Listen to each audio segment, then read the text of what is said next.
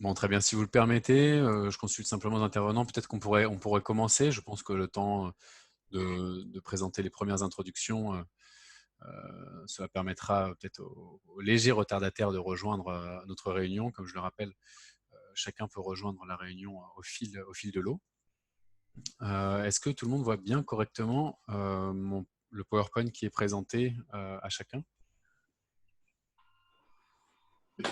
Très bien. Alors, je vais simplement faire un petit point sur l'aspect technique. Merci à tous d'avoir rejoint cette table ronde en visioconférence. C'est une première technique de la part de la Chambre de commerce, comme je vous l'ai dit en début, il y a quelques minutes. Je vous remercie à tous. Merci particulièrement aux intervenants, bien sûr, de nous accorder de leur temps. Merci à chaque spectateur d'avoir rejoint la conférence. Je suis Adam Koulaksesian, directeur de la Chambre de commerce France-Vietnam. Aujourd'hui, nous avons le premier épisode d'une série de tables rondes qui souhaitent, compte tenu du contexte, qui sont bien sûr à distance, en visioconférence, mais qui souhaitent créer des échanges interactifs avec des experts de différents secteurs pour échanger vraiment sur de l'opérationnel, de l'expérience et de pouvoir apprendre de ces différentes expériences. Comme je disais, nous lancerons différents épisodes et différentes tables rondes sur d'autres sujets par la suite, en fonction des différentes expertises de nos membres et en fonction des attentes également de notre communauté d'affaires. Comme je vous l'ai dit, c'est une première d'un point de vue technique. Merci à tous pour votre indulgence sur ces points-là. Nous prenons bonne note de tous vos commentaires sur l'organisation, sur le fond comme sur la forme. Comme je disais, donc nous sommes tous en train de vivre une crise inédite qui touche particulièrement le secteur agroalimentaire, comme cela a été cité à de nombreuses reprises et identifié ici au Vietnam, comme dans de nombreux pays. L'objectif, comme je disais, c'est donc d'échanger sur les bonnes pratiques au plus près des réalités des entreprises de ce secteur. Je tiens à remercier chaleureusement, donc, comme je disais, chaque intervenant. Donc, tout d'abord, Monsieur Alexandre Bouchot, conseiller aux affaires agricoles de l'ambassade de France, qui nous fera peut-être une présentation avec quelques éléments contextuels pour avoir une vision un peu macro, pour appréhender les enjeux, les perspectives, qui permettront d'ancrer le débat et les différents thèmes qui seront abordés. Il y aura 3 thèmes un petit peu généraux qui permettront d'alimenter les échanges. Également, Monsieur Jean-Marc Brutus, CEO de Cando. Vous aurez l'occasion de vous présenter légèrement ensuite lors des slides suivantes. Peut-être Jean-Marc Brutus pourra nous présenter une vision plus HoReCa, CHR en français, café, hôtel, restaurant, avec donc de nombreux points de vente à travers le pays au Vietnam. Je tiens également à remercier M. Philippe Perruchot, directeur général de Saint-Honoré, pour une vision notamment retail. On pourrait imaginer tout de suite avec une dizaine de magasins entre Hanoï, Ho Chi Minh Ville et Da Nang. Monsieur Jean-Luc Voisin également, merci, directeur général des Vergers du Mékong, pour peut-être une vision industrielle, entre autres, mais également un point de vue régional et également une expertise probablement sur l'impact de la crise sur le monde paysan, comme on le sait, votre grande connaissance des vergers du Mékong. Je me permets de faire peut-être un petit rappel sur ce que c'est que la Chambre de commerce, avant de donner la parole à M. Bouchot pour un point d'ancrage contextuel. La Chambre de commerce, c'est 300 membres. Nous faisons partie également de la Chambre de commerce européenne. 300 membres au Vietnam, mais c'est également un réseau de 124 chambres dans 93 pays. Donc nous sommes un réseau d'entreprises à travers le monde, une plateforme d'échange, un carrefour, un catalyseur d'opportunités, avant tout un club d'affaires qui s'est développé et qui aujourd'hui présente de nombreux services. Donc comme vous pouvez le voir, nous avons 35 000 membres, 4 000 abonnés newsletters, des postes de travail, de nombreux événements. Comme vous le comprenez, aujourd'hui, nous sommes en train d'adapter ces événements en visioconférence. Nos différents services, du conseil aux entreprises, du soutien administratif, de la communication, des événements, des comités sectoriels, et je vais y revenir probablement un petit peu plus tard, du RSE, un centre d'affaires, du recrutement, de la formation. Et si je vous parlais des comités sectoriels, c'est justement parce que ce genre d'événement aujourd'hui nous permet de valoriser et de comprendre la pertinence des échanges entre experts et de différents secteurs. Et aujourd'hui, nous avons la chance d'avoir des experts du secteur agroalimentaire et je suis persuadé que des échanges seront très riches, ce qui met en avant l'importance et la valeur des différents comités sectoriels au sein de la Chambre de commerce.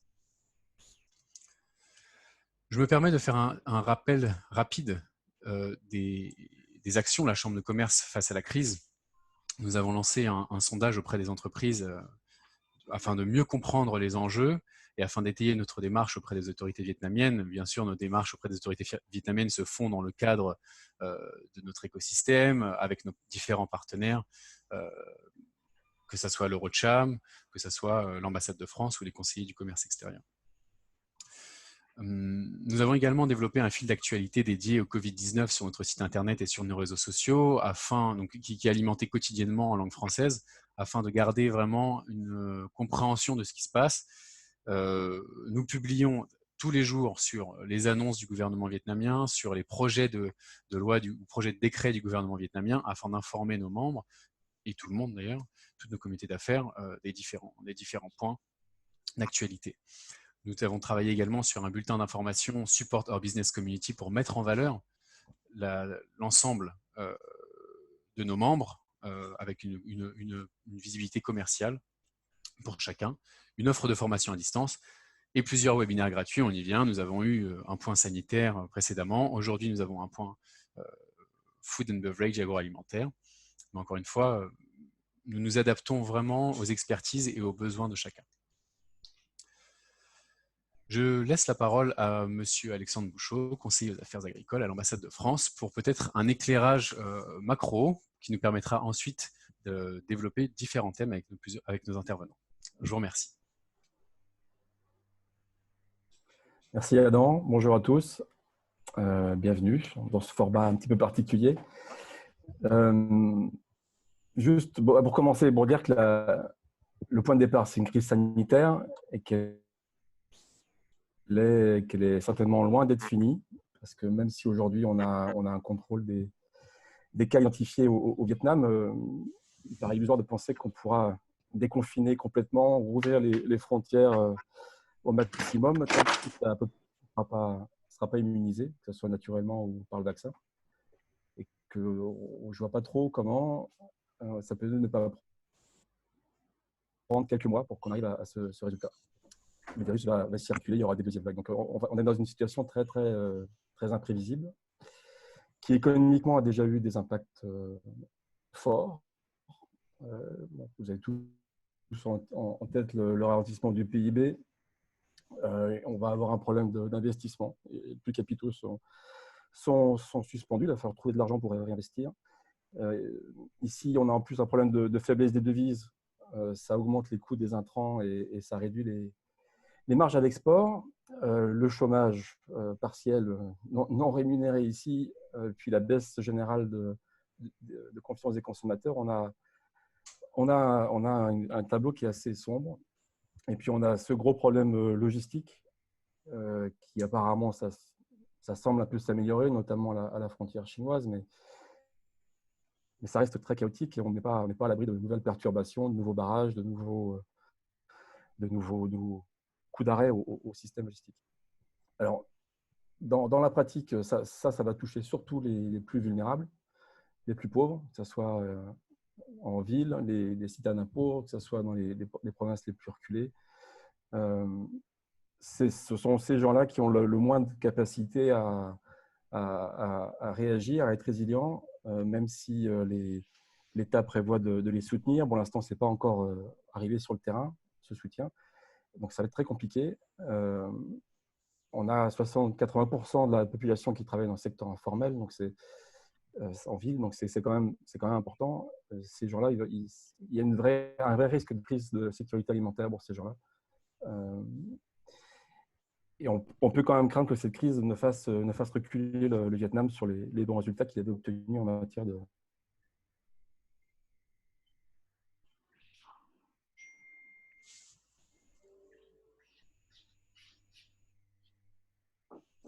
La Chambre le prouve, la VCCI aussi. Il y a peut-être un tiers, voire la moitié des entreprises qui vont disparaître, et ça va encore aggraver les problèmes d'approvisionnement et de logistique. Dans quel domaine, pardon Alexandre? Il me semble qu'on a une coupure, on parlait Ouais. de peut-être 50% d'entreprises dans quel domaine? Ouais, globalement, d'une manière générale, Hmm. sur les PME en particulier, toutes celles qui ont des problèmes de trésorerie. Et elle représente, alors Vietnam, je n'ai pas les chiffres en tête, mais sur l'ASEAN, c'est entre 50 et 97% de l'emploi. On a un gros risque systémique là. Et puis après, sur le secteur agroalimentaire et alimentation, il y a d'autres facteurs qu'il faut prendre en compte. Souvent, les pays, en particulier le Vietnam, il est très exportateur, donc il dépend de la demande internationale. Si la demande se tarit, c'est par exemple le cas pour les produits aquacoles vers l'Union européenne en ce moment, ça a été le cas vers la Chine en début de crise, il peut y avoir un vrai problème pour ces pays, pour un pays comme le Vietnam. Ensuite, on a une tendance sur le monde à une certaine forme de protectionnisme. C'est le cas au Vietnam, où il y a eu une suspension de l'exportation de riz qui reprennent de manière un peu chaotique, de manière un peu imprévisible. Mais tout ça, ça inquiète évidemment forcément tous les pays qui sont importateurs. Et dans la zone, ça concerne beaucoup les Philippines, Singapour. Il ne faudrait pas que ces crises sanitaires se transforment comme en 2008 en crise de distribution des céréales à travers le monde. Il y a une question aussi dans le secteur agricole et alimentaire qui ne concerne pas trop le Vietnam, mais encore, ça c'est la main-d'œuvre migrante. En ASEAN, Thaïlande, Malaisie sont très dépendantes des travailleurs birmans, là aussi, cambodgiens. Là, ils sont tous rentrés chez eux, probablement en ramenant le virus d'ailleurs dans leur campagne. Comment est-ce que l'agriculture et la transformation et la distribution vont fonctionner dans ces pays-là? C'est une vraie question. Et puis après, on est des consommateurs posés par le confinement. Je pense qu'on aura le temps d'en reparler. Au Vietnam, ça n'a pas été le cas, mais il y a souvent des phénomènes d'achat, de stockage en panique. Il y a une réorientation de la consommation vers la vente de détail plutôt que la restauration qui est fermée, forcément. Et puis, on voit bien au Vietnam que le modèle hypermarché qui avait déjà du mal à s'implanter et a vraiment du mal dans ces circonstances, les gens préférant aller s'approvisionner soit dans la rue, soit dans des espaces type Lidmart ou autre. Donc, ça, voilà, c'est l'introduction générale. J'ai aussi récupéré quelques éléments de la vision des entreprises agroalimentaires françaises en Chine. Je ne sais pas si c'est le moment ou si on le fera au moment de la discussion, mais je peux partager les grands axes de ce qui a été fait et de la manière dont les entreprises françaises agroalimentaires ont réagi là-bas, avec un peu d'avance sur nous. Très bien, merci pour ces éclairages. Peut-être qu'on peut laisser peut-être une remarque d'introduction à nos prochains intervenants. Merci beaucoup Alexandre pour ces éléments de contexte. Je vais donner la parole peut-être une petite minute à chacun pour rebondir sur ces différents éléments, et ensuite on pourra commencer sur le premier thème qui est la gestion des flux de trésorerie. Je pense que c'est un thème qui est très important, mais je vous laisse peut-être une petite minute chacun. Euh, euh, Peut-être pas vous présenter parce que je l'ai déjà fait, mais souligner un ou deux points intéressants vis-à-vis de la présentation d'Alexandre Bouchon. Peut-être Monsieur Jean-Marc Brutus pour une réaction sur ces remarques préliminaires. Je pense que le tableau que Alexandre nous a dessiné représente malheureusement ce qui se passe. Et pour en parler un peu plus, de manière plus proche de mon secteur d'activité, l'hôtellerie-restauration a été touchée en premier, mais finalement, je suis plutôt satisfait de travailler dans le food. Car les autres activités, meubles, garment, etc., vont peut-être en subir des conséquences bien plus lourdes que des gens comme moi, à savoir que on semble être à la sortie du premier tunnel. Il est certain que ce n'est pas fini. Il est fort probable que les frontières ne se réouvrent pas tout de suite et quand elles se réouvriront, c'est de manière sélective. Je pense aux pays d'Asie du Sud-Est. Quant à l'après et aux difficultés que vivent les Vietnamiens aujourd'hui, c'est difficile quand on n'a pas un État-providence, mais c'est en même temps un peuple qui est habitué je ne veux pas dire souffrir, mais qui sait se mettre en position de rond, laisser passer la crise et rebondir de manière toujours impressionnante. Donc voilà, de manière très globale, ce que je peux dire derrière Alexandre. Très bien, merci Jean-Marc. Je passe rapidement la parole à monsieur Philippe Perruchot, directeur général de Saint-Honoré, peut-être pour quelques remarques d'introduction et peut-être pour faire suite à ce que disaient Alexandre Bouchot ou Jean-Marc Brutus. Oui, alors effectivement, en ce qui concerne le secteur agroalimentaire, en tout cas dans ce qui est restauration et distribution alimentaire, on n'est pas non plus très mal loti par rapport à pas mal d'autres entreprises. Alors évidemment, un restaurant fermé, et c'est sûr que la restauration, c'est pas très facile. En ce qui nous concerne, on a plusieurs secteurs d'activité, donc on arrive à peu près à équilibrer entre les possibilités de fermeture et le maintien d'une activité sur d'autres secteurs. Je peux enchaîner un petit peu sur ce qu'on a. Volontiers. Voilà. Bon. En fait, juste pour un petit résumé de ce que l'on est, en fait, on est une société alimentaire de fabrication et distribution, principalement axée sur la boulangerie, pâtisserie. On a aussi des activités de traiteur et de restauration. On a 300 personnes donc à gérer. Et évidemment, quand une crise arrive de ce type, il faut essayer d'établir une stratégie. Donc, on a plusieurs axes. L'avantage d'avoir plusieurs axes, c'est qu'on a un axe retail, on a un axe grossiste, wholesale, et puis on a aussi de l'export sur 2 pays, principalement les USA et le Japon.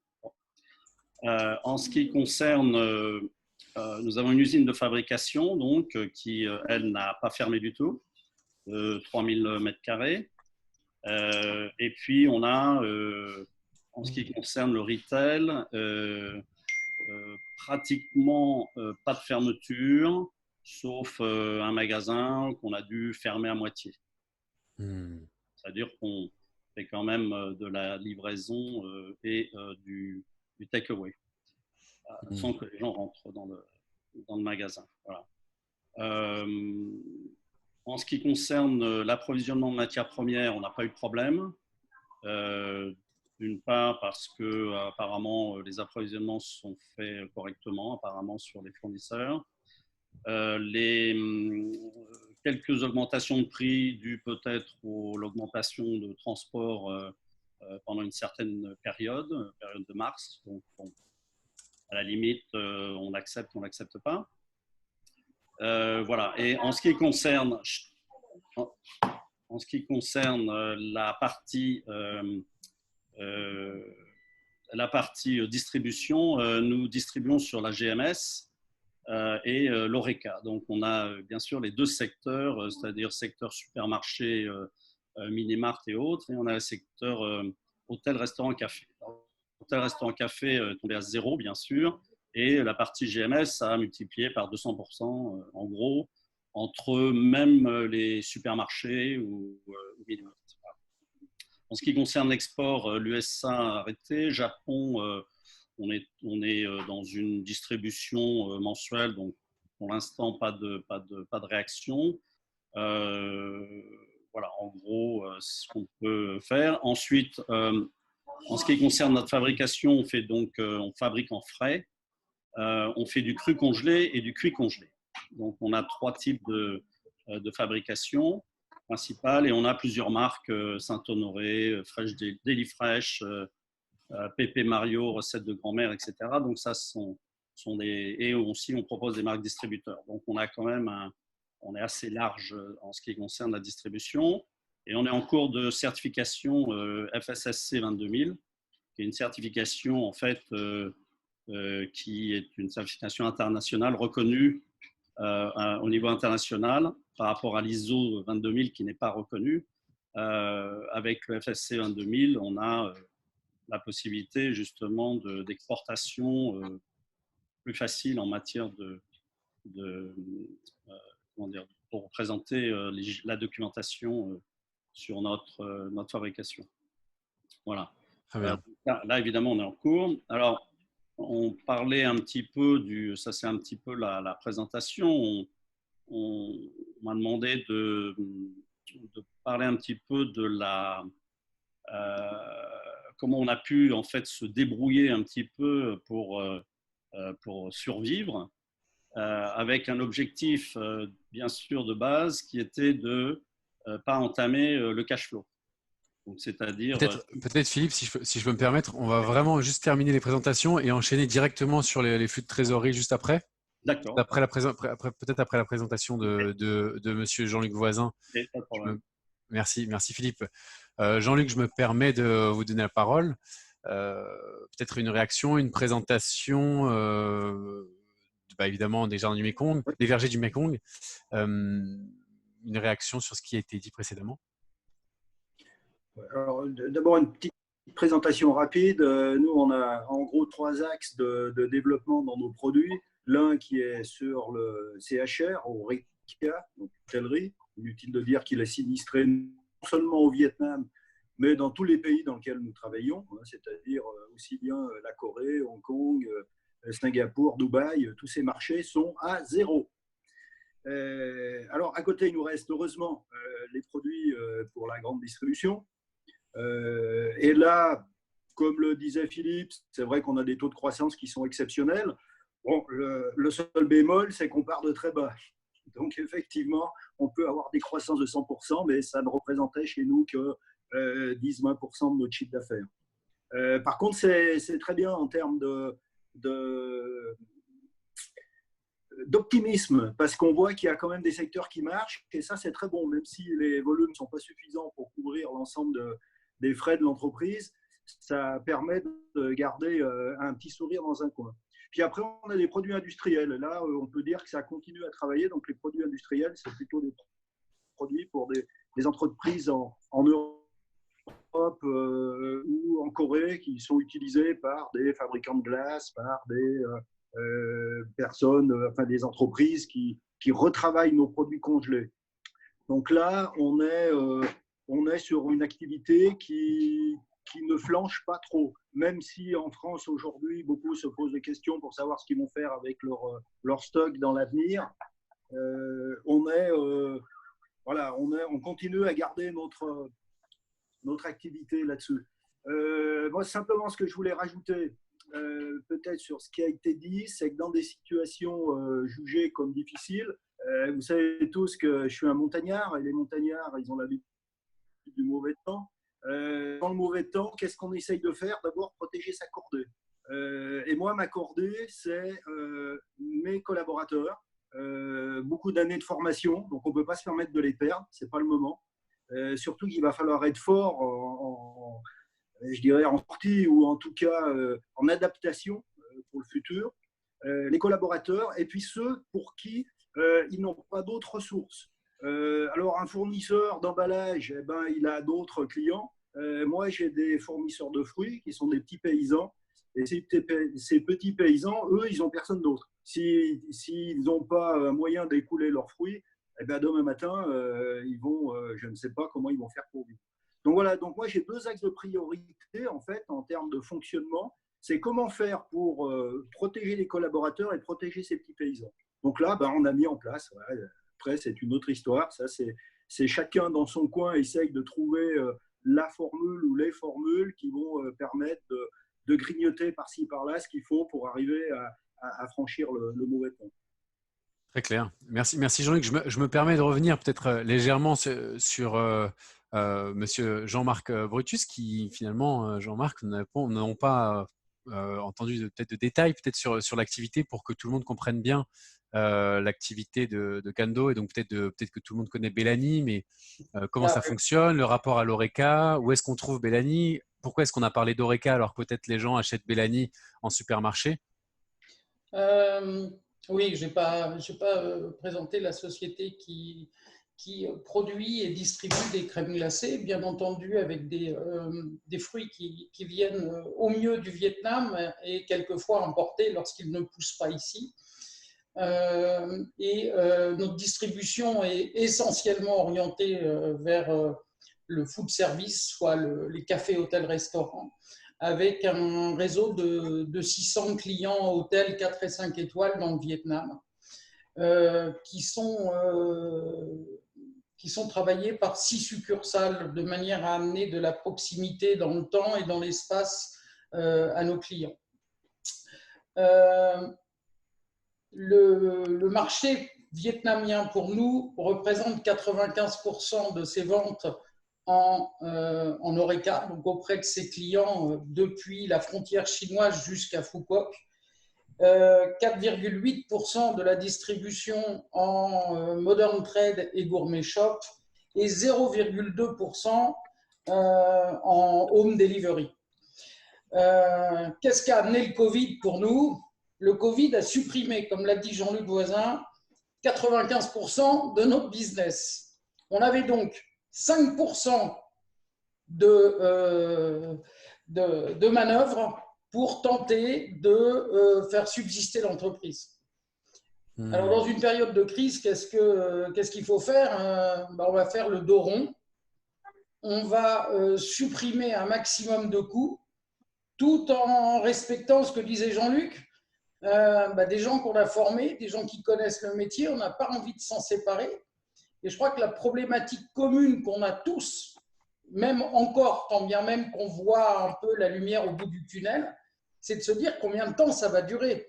Parce que maintenir des équipes, tenter de payer des gens sans maîtriser cette durée, c'est très, très compliqué. Et donc, pour parler de la société, on s'est retrouvé à travailler dans 5% de l'activité, de tenter d'augmenter ça au mieux. Et je dois avouer qu'on trouve des ressources assez impressionnantes, et je confirme une expression qui est de dire que la peur est une énorme motivation. Pour le food service, pour la distribution en home delivery, par exemple, eh bien, ça nous a obligés à nous pencher sur le problème, mais de manière très, très, très drastique. Je ne connaissais pas les outils tels que Facebook, je ne savais pas les utiliser jusqu'au bout. Et sur un aspect opérationnel, on a vraiment essayé de travailler, on s'est penché sur le truc, et c'est la peur qui nous a motivés. Alors, nos chiffres, évidemment, ne sont pas très importants, mais on a multiplié par 14 nos ventes en home delivery, poussées par cette peur pour tenir, pour essayer d'entretenir la machine. Merci Jean-Marc. Je pense qu'on aura l'occasion dans le thème numéro 3, me semble-t-il, d'aborder ces points de transformation, de ce que pourrait amener en perspective, en opportunité, cette crise finalement, parce qu'il nous oblige à nous adapter à tous les niveaux, dans tous les secteurs, mais en quoi ça pourrait être pertinent pour le secteur agro suite à la crise. Alors, je vais passer au premier thème. Voilà. Alors, voici le premier thème que nous souhaitions aborder. Encore une fois, nous avons 3 thèmes qui permettent de structurer les échanges. L'idée, c'est peut-être que chacun d'entre vous fasse part de ce qu'il souhaite évidemment transmettre aux spectateurs. Comment on fait quand on est entrepreneur, directeur d'une entreprise dans le food and beverage, dans l'agroalimentaire? Comment on fait pour gérer son flux de trésorerie? Comme je disais, nous avons eu l'occasion de sonder 116 entreprises au début du mois d'avril. Et il revient que la question de la trésorerie, c'est bien sûr le nerf de la guerre, le problème, comment est-ce qu'on survit, comment est-ce qu'on tient 1 mois, 2 mois, 3 mois. Donc, il a été évoqué rapidement, comment est-ce qu'on gère ses loyers, comment est-ce qu'on gère sa relation aux fournisseurs, comment est-ce qu'on gère les ressources humaines, encore une fois, comment est-ce qu'on gère son équipe. Est-ce qu'il y a des choses importantes, des conseils, des retours d'expérience de chacun d'entre vous, peut-être qui pourraient aider, donner des idées, encourager ceux qui nous écoutent aujourd'hui. Je pourrais donner la parole peut-être à Philippe Perruchot sur ce point. Peut-être sur les loyers notamment. Comment Oui, on fait enfin, quand on a 10 points de vente? en général, sur une gestion du cash flow, parce que en fait, c'est la première chose qu'on regarde, c'est-à-dire comment maintenir les revenus. Et comme l'a dit Jean-Marc, effectivement, nous avions déjà aussi une partie en digital, mais ça nous a permis de la développer, de l'améliorer. Et du fait que les gens achètent plus certainement en commande, ça a certainement boosté un peu plus cette partie-là de livraison. D'autre part, en ce qui nous concerne, on a eu à peu près une réduction du chiffre d'affaires de 30%. Donc, on est sur un suivi à peu près, enfin journalier, bien sûr, du cash flow. La partie importante dans votre cash flow reste bien sûr d'une part l'estimation du salaire, du chiffre d'affaires que vous allez avoir en fin de mois. Deuxièmement, la partie salariale. Donc nous, on a des ratios qui correspondent à des ratios standards par rapport au chiffre d'affaires.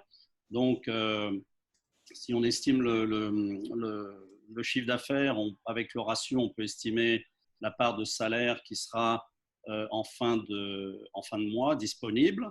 Et donc, le discours a été, d'une part, évidemment, de réduire par rapport à l'activité les part-time, par exemple, des gens qui sont payés à l'heure et qui sont soit étudiants, soit qui viennent pour donner des coups de main.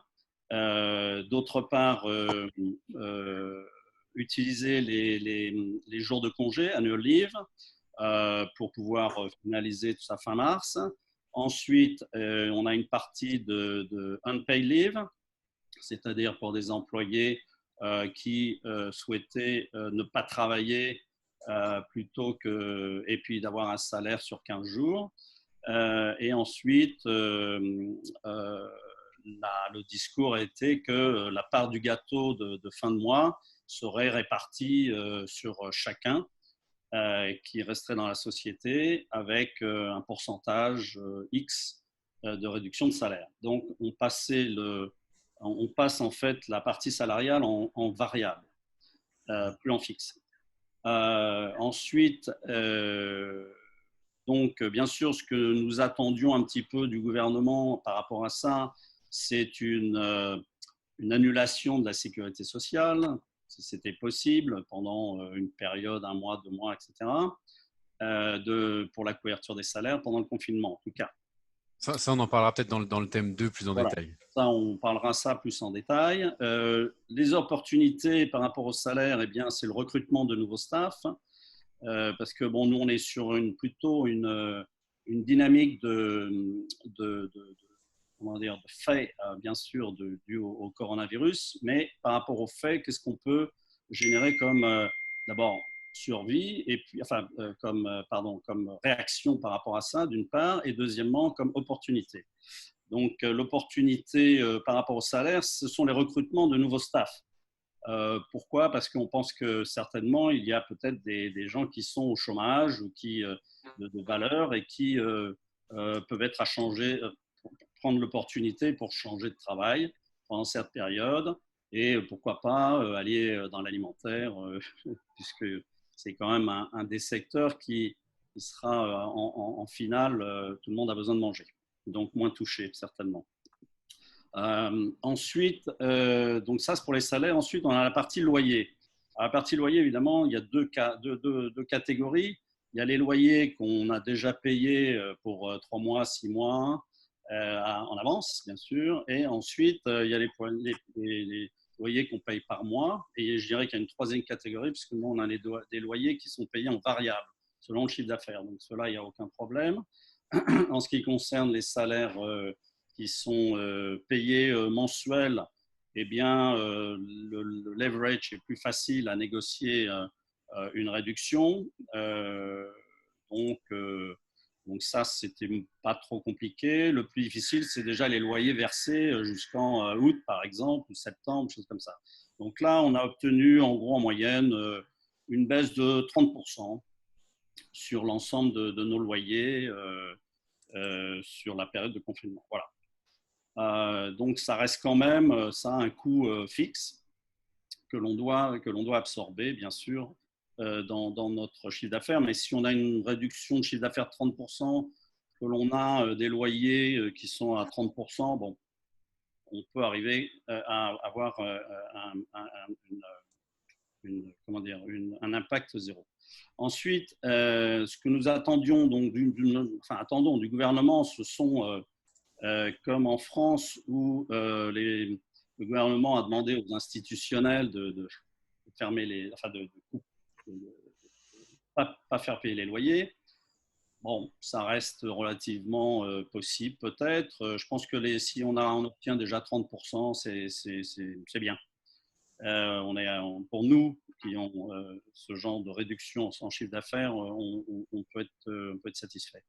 Les opportunités, par contre, bien sûr, on redouble pour visiter des emplacements quand on peut, parce qu'il y en a de plus en plus de disponibles à cause de la crise, et donc les propriétaires laisseront certainement des prix un peu plus compétitifs sur le marché, ou alors des gens qui lâchent des bons emplacements qu'on avait en cible.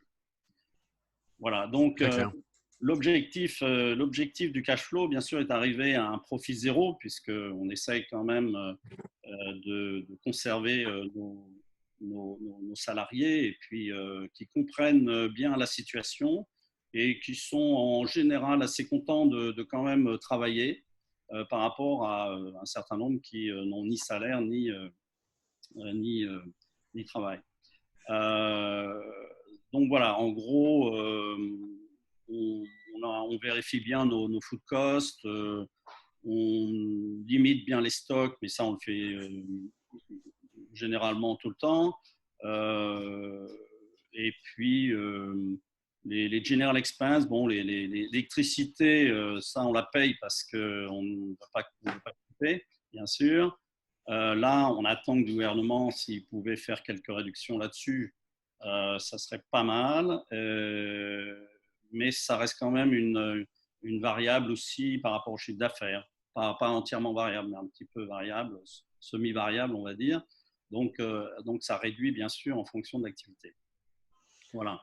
Ensuite, on a la gestion des dettes. Alors là, la gestion des dettes, on a deux types de dettes. On a les dettes fournisseurs et on a les dettes d'investissement, en fait, qu'on appelle, puisque on a investi, notre usine est nouvelle, donc on a bien sûr investi dans l'usine avec des paiements, des paiements étalés. Donc là, en ce qui concerne les fournisseurs, eh ben, en fait, on liste on liste la dette des fournisseurs. Soit on paye une partie, on paye ceux qui nous demandent, ou on paye 50%, on paye les fournisseurs importants qui nous approvisionnent. Voilà. En gros, c'est un peu en fonction des fournisseurs, mais en gardant toujours en tête de pouvoir maintenir le cash flow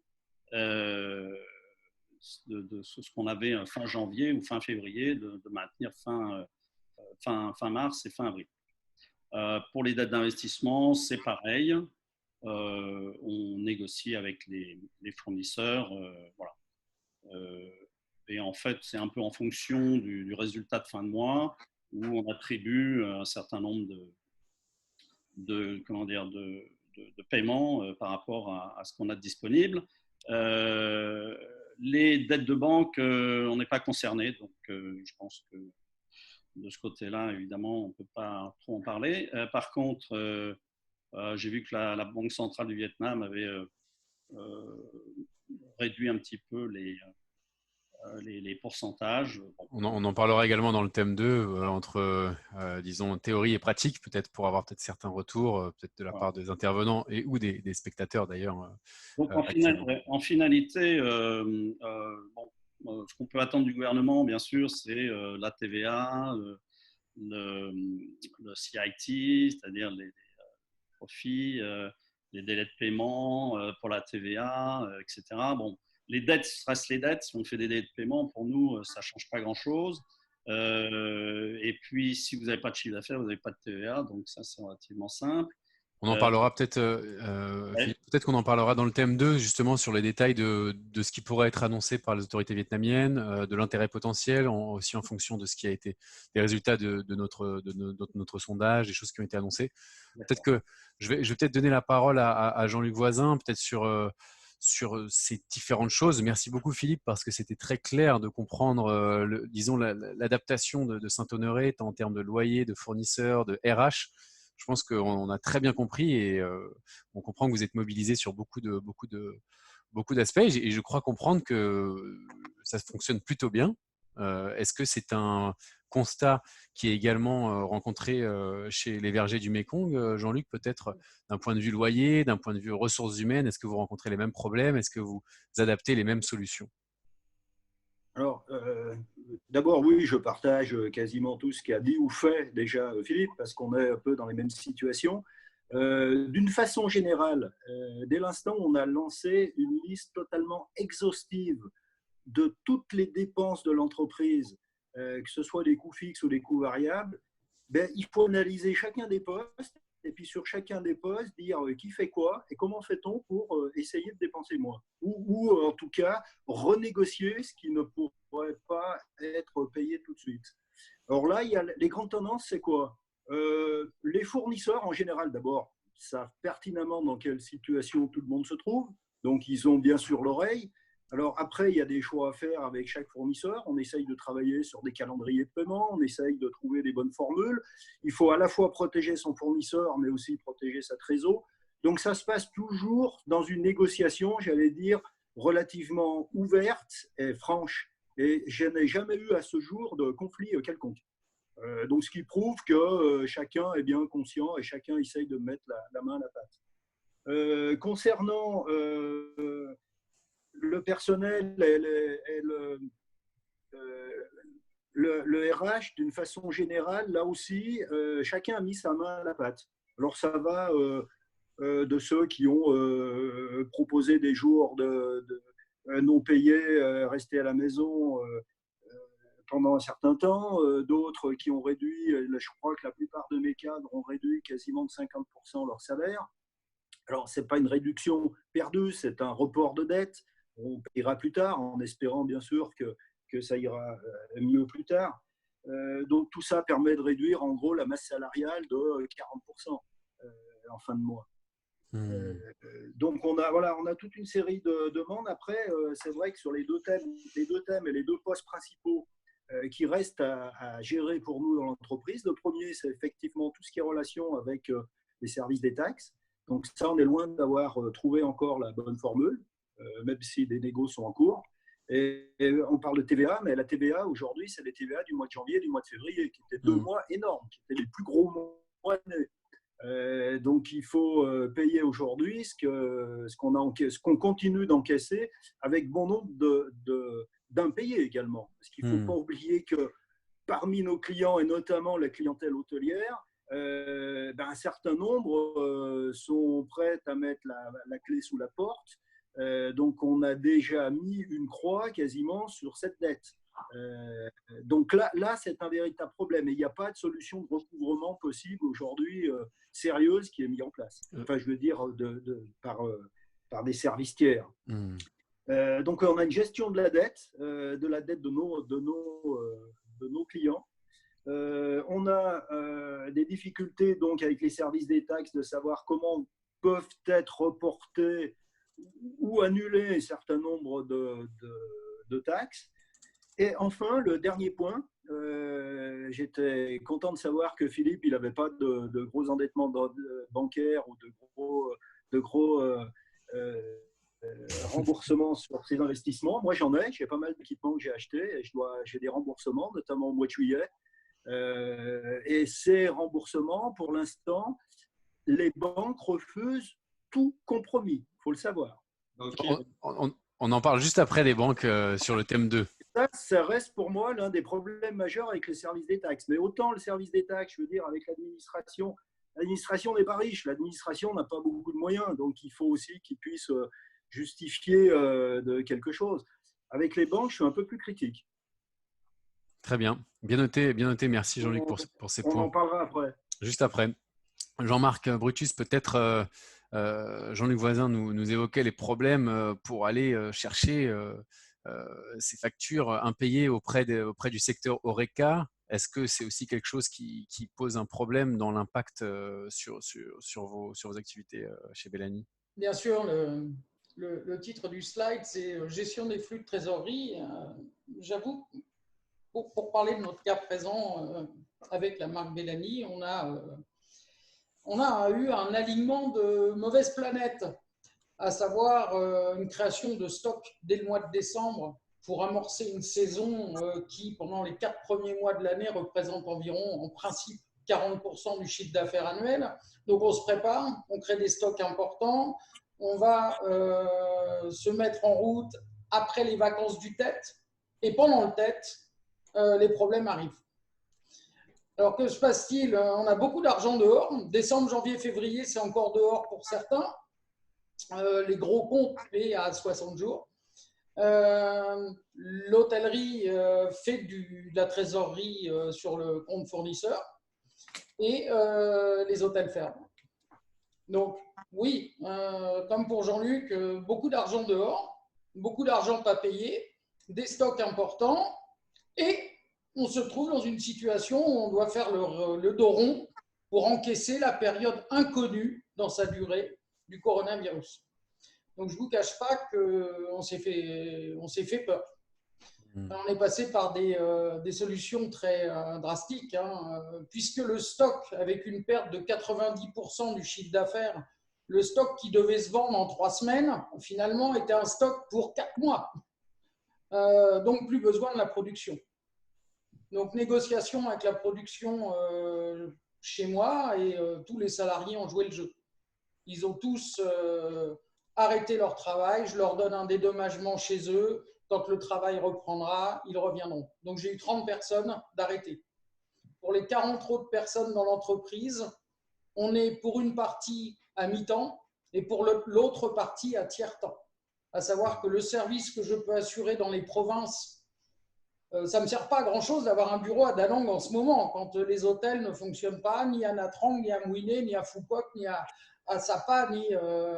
Donc, qu'est-ce qu'on fait? On maintient une activité de 2 demi-journées par semaine pour être capable à la fois de surveiller les locaux et en même temps de servir un petit peu de manière à se garantir que demain, l'outil de travail subsistera.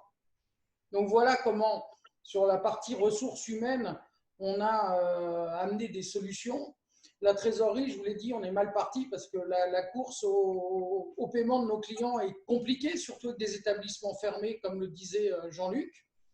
Et quant au loyer, puisque même les succursales production et logistic center qui représentent pour moi 8 loyers dans le Vietnam, finalement, c'est, comme le disait Philippe, c'est le privé en fait. On a des accords avec nos propriétaires qui comprennent que nous sommes dans l'embarras et qui moi je l'ai vécu à deux échelons. Première fois 20% et une deuxième fois on a réussi jusqu'à 50% de baisse. Alors en parallèle, on entendait parler dans les journaux auprès des associations du gouvernement qui pouvaient arriver avec des aides, qui allaient venir supporter le tourisme, etc. Finalement, je regrette les effets d'annonce. Je regrette qu'on nous ait donné quelque part un peu d'espoir dans cette voie, puisque malheureusement, comme le disait Jean-Luc, les paiements de la VAT, PIT, etc., c'est toujours pas clair. Il n'y a rien de formalisé dans ce sens-là. Jean-Marc, je me permets de t'interrompre. Peut-être que je vais peut-être donner la parole à Alexandre Bouchot pour un petit point éventuellement pour terminer sur ce thème 1 de gestion des flux de trésorerie au global, pour passer, je sais que vous avez probablement beaucoup de choses à dire sur le thème 2 qui est donc plus lié au soutien institutionnel France-Vietnam au sens très large. Je me permets de donner la parole à Alexandre Bouchot peut-être pour un point on évoquait tout à l'heure un feedback de la part des entreprises en Chine. Ça pourrait être intéressant d'avoir quelques éléments peut-être qui permettraient de mettre en lumière des solutions. Oui, merci. Donc, oui, ce sont des éléments qui ont été, je pense, récupérés par les conseillers du commerce extérieur en Chine, notamment ceux du secteur agro. En gros, ce qu'ils voient, ils sont en sortie de crise, entre guillemets. Ils voient une reprise lente de la restauration. Lente parce que les gens ont toujours peur du virus et puis parce qu'ils ont aussi des problèmes de trésorerie eux-mêmes. Et que du coup, on a eu une augmentation des dépenses qui se maintient à la maison et une demande de plus en plus forte en produits surgelés, prêts à manger, ce genre de choses. Ils ont noté une vente d'alcool et de produits frais en augmentation nette pendant l'épidémie. Je ne sais pas si c'est la même chose au Vietnam. Et en revanche, ils anticipent un rebond après cette phase de reprise un peu lente, un peu fort. Alors, ce qu'ils disent, c'est que pour certaines entreprises, notamment celles qui ont dû fermer pendant les vacances du Tet fin janvier, la reprise a été un peu difficile, mais qu'ils ont tous quand même pu récupérer un peu d'activité. Et pour ça, il relève trois points importants. C'est la relation avec les autorités locales et nationales, qui ont reconnu leur activité comme stratégique et prioritaire. Les relations qu'ils avaient avec des partenaires influents qu'ils ont pu activer pour pouvoir reprendre leurs activités.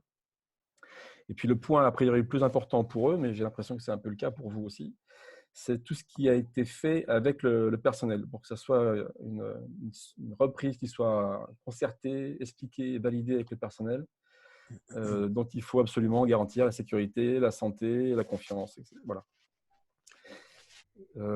Certainement de ces boîtes ont produit du retour d'expérience qui a été utilisé par leur groupe dans d'autres filiales à travers le monde, comme vous étiez un peu en avance.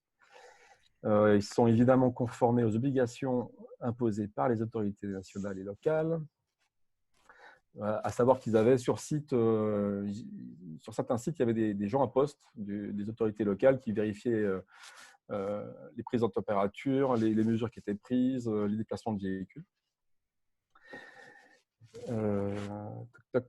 Donc, un chiffre d'affaires qui s'est affaissé en février,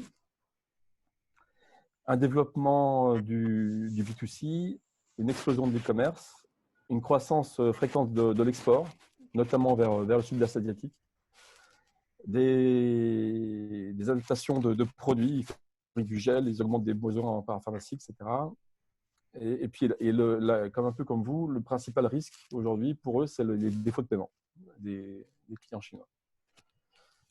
Alors, et sur le moyen terme, ils voient que la méfiance vis-à-vis du Made in China est en train de se transformer en méfiance vis-à-vis du Made in Abroad, de manière générale. Donc, il y aura un problème de relocalisation d'un certain nombre d'économies. Ils pensent que les opportunités en e-commerce vont se maintenir, notamment dans ce pays où elle est déjà bien implantée. Et au final, les enseignements, c'est priorité au maintien de la confiance du personnel ainsi que de leur famille, communication précoce, permanente et intensive à destination du personnel, des autorités et du siège pour les groupes, mesures sanitaires rigoureuses, le montrer et le prouver, passer toutes les fonctions support en télétravail avec venue intermittente sur site en fonction des besoins.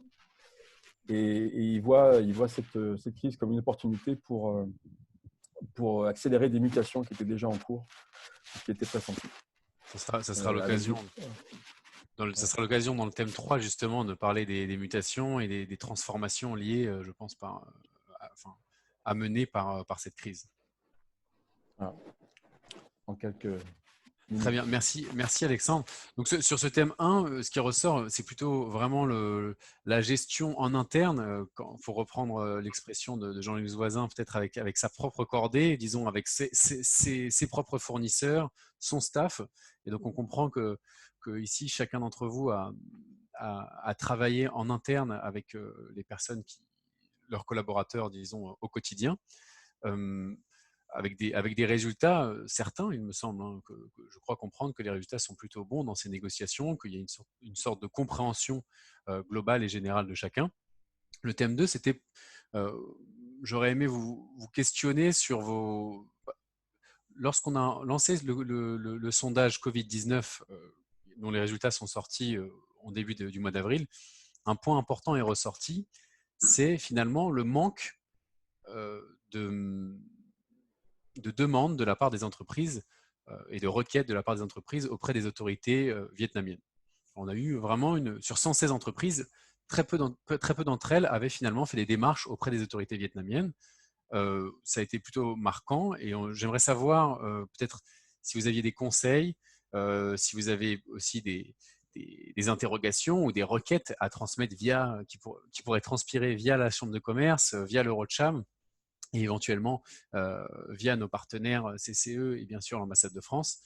Qu'est-ce qui fonctionne, qu'est-ce qui ne fonctionne pas? Pour rappel très global, pour ce qui est du soutien des autorités françaises, ce soutien est très important, mais il vise des entreprises qui ont un siège social en France, pour le moment en tout cas, ce qui ne concerne pas les entreprises intervenantes aujourd'hui, si je ne me trompe pas. Donc, si l'on parlait du soutien institutionnel vietnamien, comment s'adaptent les autorités vietnamiennes? Quid de la différence entre les effets d'annonce, la théorie et la pratique sur le terrain? On a parlé de la banque également. Est-ce que peut-être quelqu'un voudrait réagir? Peut-être que je redonne. Je sais que plusieurs d'entre vous ont peut-être des commentaires sur ce point. Je donne la parole peut-être à Philippe. Sur les demandes au gouvernement qu'on aimerait bien avoir, c'est ça en fait. Ouais. Sur l'expérience pour le moment, ce qui a fonctionné, ce qui n'a pas fonctionné et ce qui pourrait être pertinent à l'avenir. Alors, bon, nous sommes une compagnie vietnamienne, donc effectivement, tout ce qui est aide française, je pense que déjà on a du mal avec l'école à obtenir quelque chose, avec l'AEFE, ça m'étonnerait qu'on arrive à obtenir des choses sur les entreprises.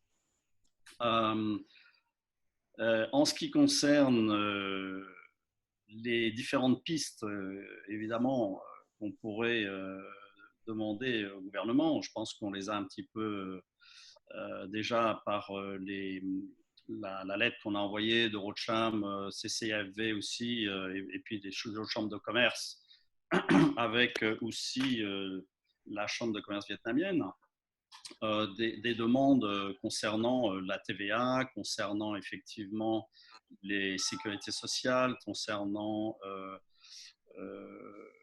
éventuellement des aides sur les salaires, puisque en fait ça reste un problème certainement pour certaines sociétés.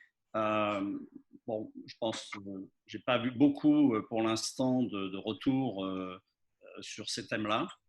Un thème particulier sur lequel on s'est penché, c'était la sécurité sociale. En fait, le problème va être quelles vont être les demandes du gouvernement pour pouvoir obtenir ces aides, si aide il y a. En ce qui concerne la sécurité sociale, on a besoin déjà d'avoir 50% du staff, au moins minimum 50% du staff qui a été dégagé, ce qui n'est pas notre cas. Donc tout de suite, on est éliminé d'entrée. Ensuite, ils demandent pas mal de contraintes, documentation, etc., de preuves pour pouvoir obtenir. Bon, voilà. Donc, en ce qui nous concerne, on n'a pas été qualifié parce qu'on n'est pas à 50%. Voilà. Donc, il y a un certain nombre de contraintes et je pense que on voit les contraintes aux États-Unis, par exemple, sur les prêts, sur même la France qui a annoncé qu'effectivement, sur les PME, ils pouvaient donner des aides. Et évidemment, la question du journaliste a été, mais pour les entreprises boiteuses, vous allez faire pareil, parce qu'il y a comme un risque.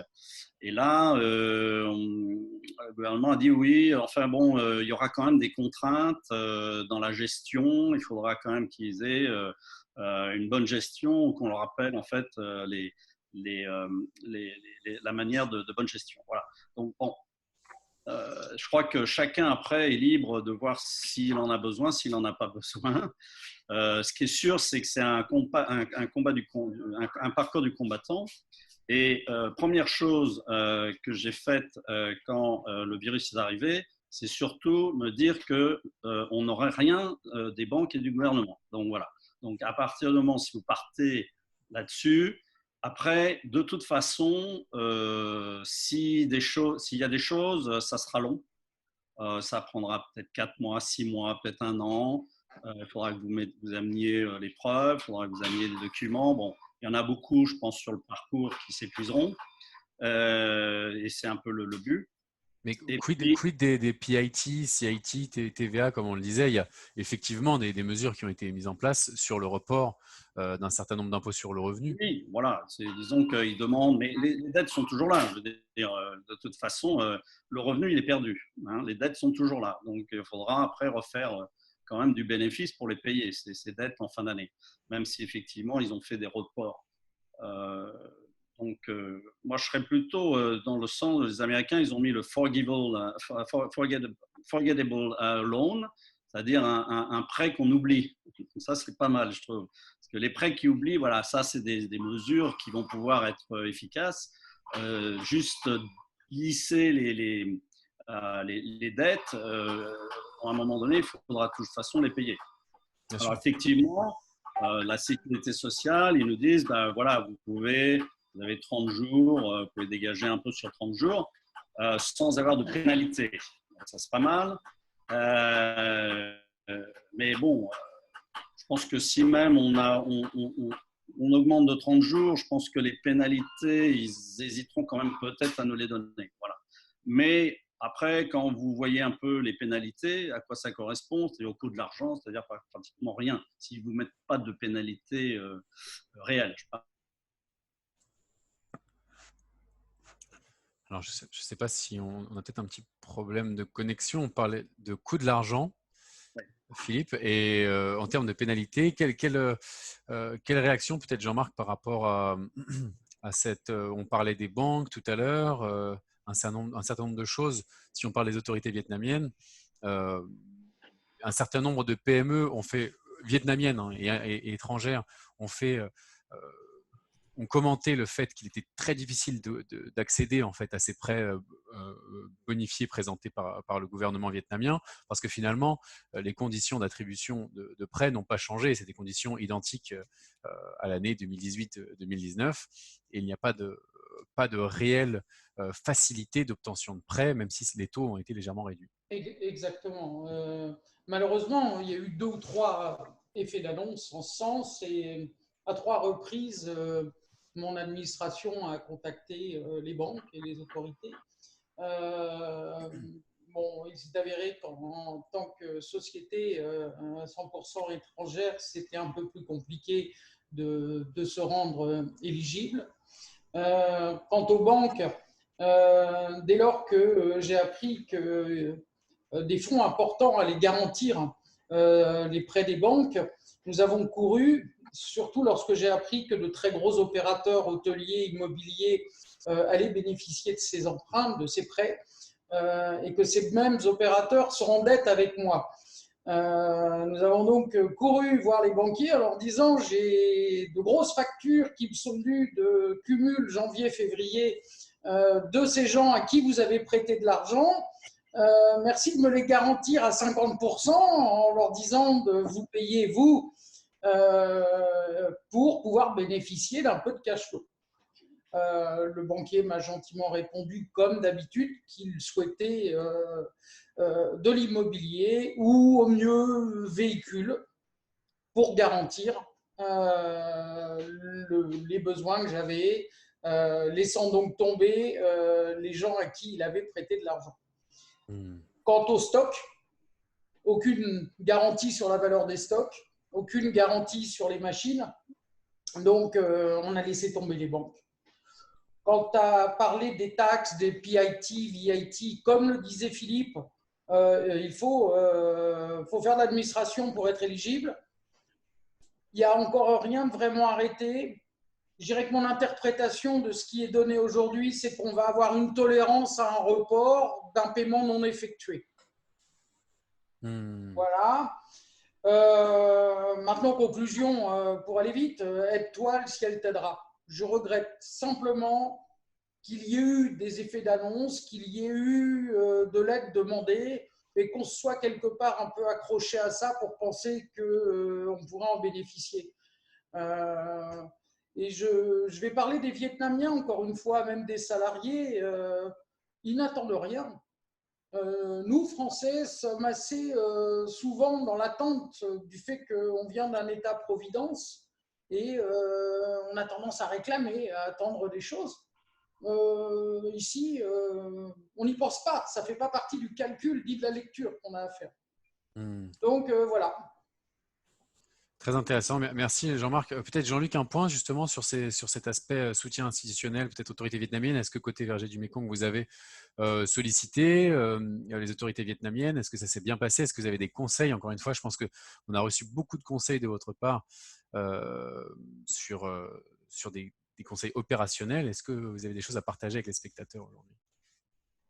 Alors, il y a deux points. Toujours là, je parle les banques et les institutions taxes et autres, c'est deux choses complètement différentes. Si on parle des autorités d'une façon générale, moi j'ai toujours joué la transparence avec les autorités et j'ai toujours pris des mesures avant même qu'il y ait des problèmes. C'est-à-dire qu'il faut qu'ils soient un petit peu, qu'ils vous voient vivre. Si je peux même prendre une expression, vous savez tous, on est noté ici. Bon, autant être bien noté et faire un peu le faillot parce que ça ne fait pas de mal et de temps en temps, ça permet au moins de se faire connaître. Surtout quand on a une PME, on n'est pas une multinationale. Et donc, en l'occurrence, dans ce cas particulier, moi, j'avais déjà l'expérience de 2003 avec le SRAS. Et c'est vrai qu'à l'époque, on avait subi pratiquement les mêmes problèmes de cash flow, les mêmes problèmes de chiffre d'affaires, sauf que à l'époque, c'était 2 ans après l'ouverture de l'entreprise. Donc, la situation était bien plus dramatique qu'elle peut l'être aujourd'hui. Et à l'époque, on avait travaillé conjointement avec les autorités qui, au final, nous avaient non seulement accordé des délais, mais avaient annulé une partie de la dette. Donc, est-ce qu'ils vont le faire cette année? J'en sais rien. Mais de toute façon, comme dit Jean-Marc, aide-toi, le ciel t'aidera. Et puis, si la cerise arrive, elle tombera sur le gâteau au moment voulu. Mais il ne faut surtout pas laisser tomber cette filière de dire, enfin, cette approche de dire que font les autorités? Oui, les autorités nous écoutent quand même. Elles sont quand même là aussi pour faire vivre les entreprises, pour payer les gens. Nous, en plus, on a des fermiers, donc on fait vivre une partie du secteur agricole. Et c'est vrai que les autorités, elles ne réagissent jamais vite. Parce qu'actuellement, ils doivent tous attendre un petit peu les ordres de Hanoï et ces ordres ne sont pas arrivés. Mais au niveau des provinces, le dialogue existe. Et moi, j'ai un dialogue avec elles depuis quasiment depuis le TET, quasiment avec elles. Donc, on a commencé à préparer des dossiers, on renvoie des lettres, il y a des retours, ils attendent. On est dans une approche qui reste pour moi constructive. Très bien. Voilà. Après, côté des banques, c'est un peu plus compliqué parce que les banques privées, elles ont des résultats, elles ont des engagements, elles ont des contrats.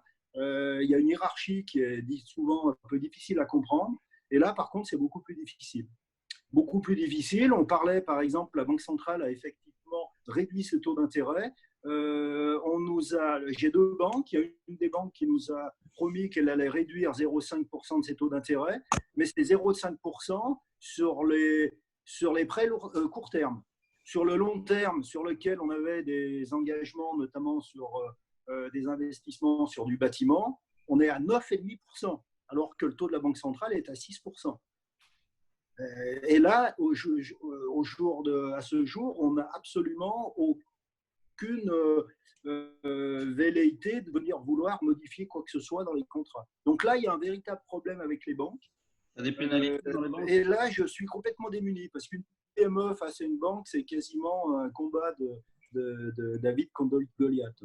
On n'a pas de moyens pour faire quoi que ce soit. Tu as des pénalités sur les banques? Bien sûr, après, s'il y a des retards, il y a des paiements qui tombent, les taux d'intérêt sont modifiés. Enfin bon, on a un certain nombre. Après, il y a les garanties qui sont demandées par les banques. C'est vrai que les banques locales ne prêtent que quasiment pour des bâtiments parce qu'ils peuvent garantir avec le bâtiment. Ils prennent rarement en caution le fonds le stock ou les machines, ce qui est un drame parce que le stock finalement c'est ce qui est le plus monnayable. Non, mais là, tu as d'autres organismes qui se substituent aux banques qui peuvent le faire, ça, pour les équipements. Oui, alors je travaille effectivement pour les équipements, je travaille avec des sociétés de leasing qui sont bien plus opérationnelles et qui sont moins chères que les banques. Ça, c'est important comme pour nos spectateurs aussi de penser à travailler avec le truchement d'une société de leasing. Ouais. Ensuite, est-ce que aujourd'hui, les sociétés de leasing, je crois qu'on doit être à 7-8%. On est légèrement inférieur à 8% de taux d'intérêt sur des machines, sur des crédits de 2 ans, 3 ans. Et là, ça se passe très, très bien. Est-ce que tu as des pénalités pour paiement anticipé de ton emprunt? Des pénalités pour paiement anticipé? Non, ce serait plutôt des bonus. Non, pas nécessairement, non, puisqu'ils te calculent l'intérêt sur 15 ans, par exemple. D'accord. Si tu es sur 10, ils vont pas c'est pas les mêmes intérêts. Bon, bref. En fait, si vous regardez sur le contrat, si tu n'as pas de pénalité, tu rembourses ton prêt avec un autre prêt et puis tu renégocies ton prêt avec une autre banque, éventuellement. Ouais. Voilà, avec un autre, par exemple. Très intéressant, je pense que c'est une piste à creuser, en effet. Ouais, alors la banque propose aujourd'hui, il faut le savoir, il propose des prêts relais gratuits pour 1 an. Voilà, ça leur coûte pas cher. Mais ils sont incapables de dire aujourd'hui quels sont les termes de remboursement et quels seront les taux d'intérêt appliqués. Donc ça sent l'usure à 100%. Ça. Je me permets de lire à voix haute la question de Vincent Tréluyer. Sur le chat, je vois que Philippe Perruchot et Jean-Marc Brutus, vous avez déjà fait une réponse courte par écrit. Bonjour, vous semblerait-il opportun de demander au gouvernement d'encadrer la baisse des loyers, en particulier ceux des opérateurs de l'ORECA, en fixant par exemple des pourcentages de baisse minimum? Jean-Luc Voisin, vous n'avez pas répondu par écrit peut-être. Quelle réaction? Non, parce que je suis sur mon smartphone. Je me permets une petite anecdote, puisque ce week-end, je me suis un peu intéressé à mesurer le nombre de retail qui pouvaient malheureusement être les collatéraux de cette crise. Et j'ai été me promener dans le centre-ville de Saigon, qui jusqu'alors, j'avoue que je n'y étais pas allé depuis un moment et c'est assez surprenant. On a évalué à peu près à un point de vente sur 15 sur lequel il était affiché à louer. Ce qui veut dire qu'il y en a probablement d'autres qui vont mourir. Et chose plutôt impressionnante, c'est que finalement, et là je parle du centre-ville, et je connais quelques propriétaires, mais ils sont ravis. Alors c'est impressionnant, pourquoi vont-ils être ravis? Parce que dans les centres-villes, les occupants des endroits assez exceptionnels ont payé 1 an de dépôt de garantie. Et comme ils abandonnent leur loyer, parce qu'après 3 mois d'activité à zéro, ils dénoncent leur contrat, et bien ils perdent leur dépôt de garantie. Dans 1 mois, dans 2 mois, on sortira de la crise, ils vont à nouveau relouer leurs locaux. Exercice 2020, 17 mois de loyer encaissé. Donc voilà un exemple complètement dingue qui pourrait éventuellement faire penser que le retail va souffrir en centre-ville. Non, malheureusement, non. Intéressant. À voir, hein, peut-être ce qui est paradoxal peut-être avec la vision initiale qu'évoquait Philippe Perruchot sur peut-être les opportunités à voir ce que nous réservent les prochains mois en termes de coût des loyers. Mais en effet, c'est une remarque intéressante. Et pour soutenir la question de Vincent Tréluyer, il est vrai que le gouvernement n'ayant pas d'argent, s'il pouvait fixer ce type de règles, ça aurait certainement sauvé la vie de beaucoup de restaurants, de beaucoup de gens dans cette partie qui, malheureusement, je pense qu'on va les compter par centaines, les pertes. Et il est vrai qu'il faut espérer que ça attire l'attention. On a déjà de graves problèmes avec les baux. Les baux n'existent pas au Vietnam. Moi, j'ai eu la malchance de mettre mon nez dans le retail. J'ai eu jusqu'à 6 retails que j'ai décidé d'abandonner parce qu'on investit $50 000 dans un point de vente et on se fait virer 2 mois après sans garantie, sans rien. Donc, c'est déjà quelque chose qui est récurrent depuis longtemps. Malheureusement, ça existe aussi à Hong Kong, hein, même dans des établissements, des politiques plus sophistiquées. Mais c'est un gros problème. Alors, ceci, les beaux plus ce genre de difficultés, pourquoi pas y remédier.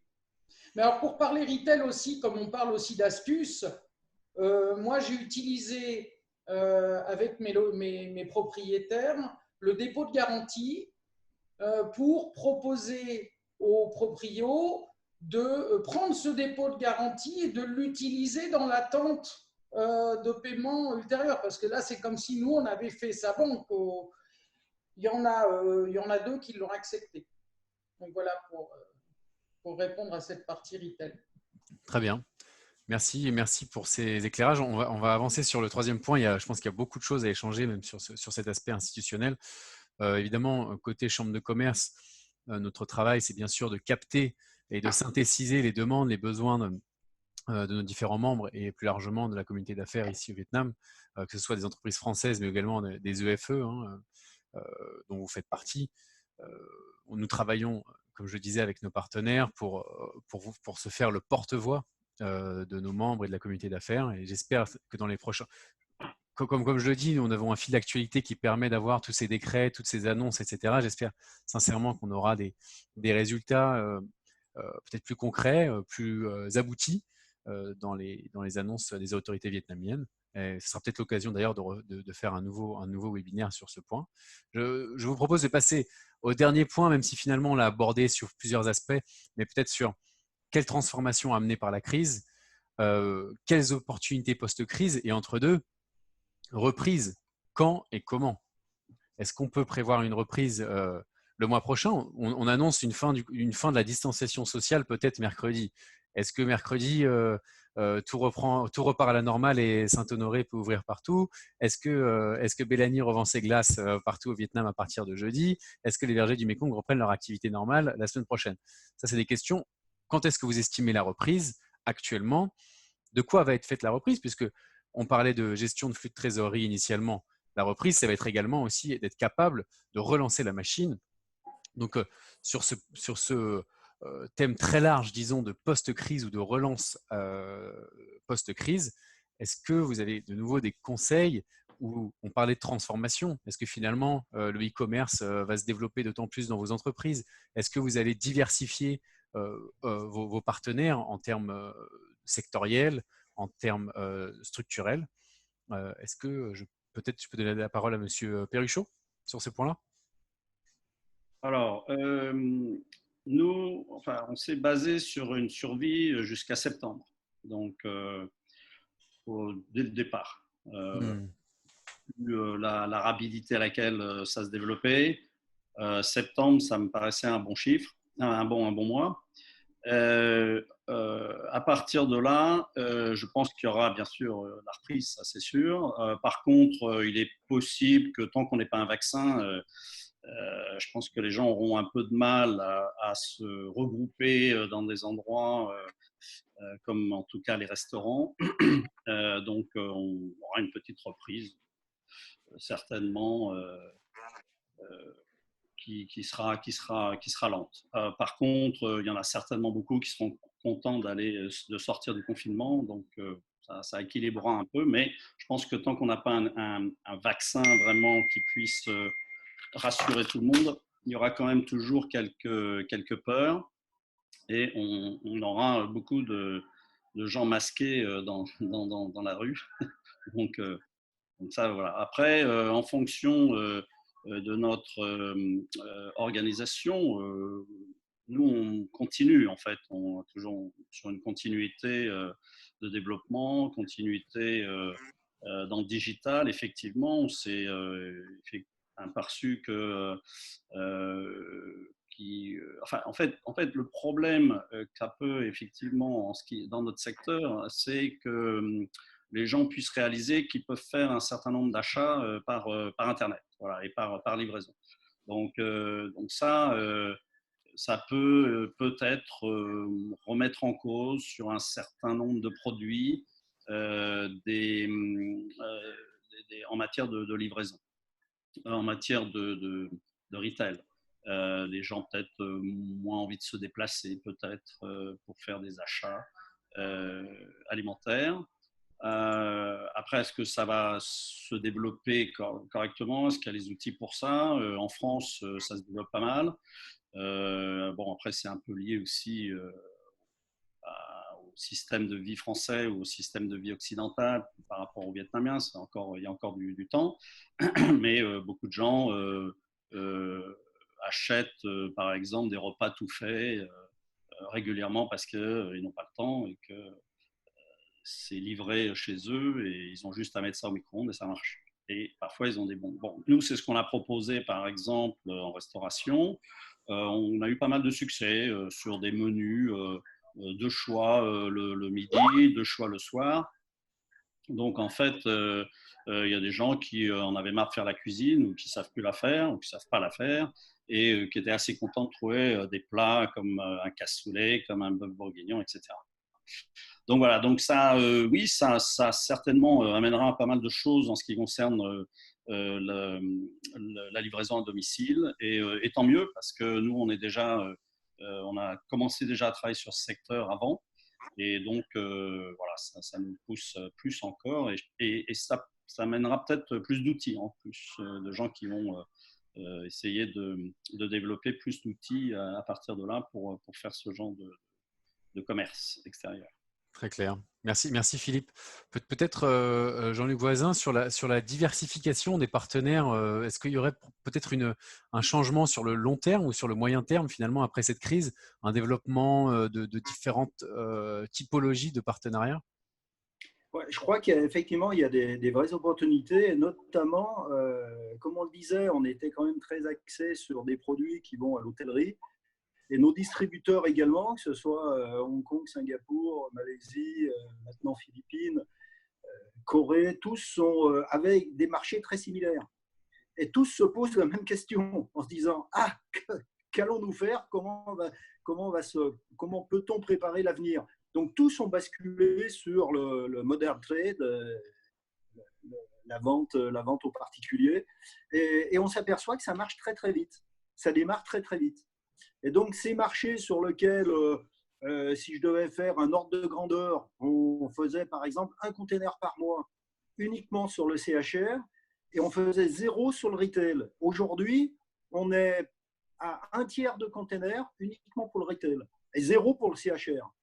Le CHR, je pense, va redémarrer tranquillement. C'est sûr qu'on ne va pas s'attendre à avoir un flux de touristes qui vont arriver d'Europe ou des États-Unis ou du Japon. Par contre, il y aura toujours une activité business.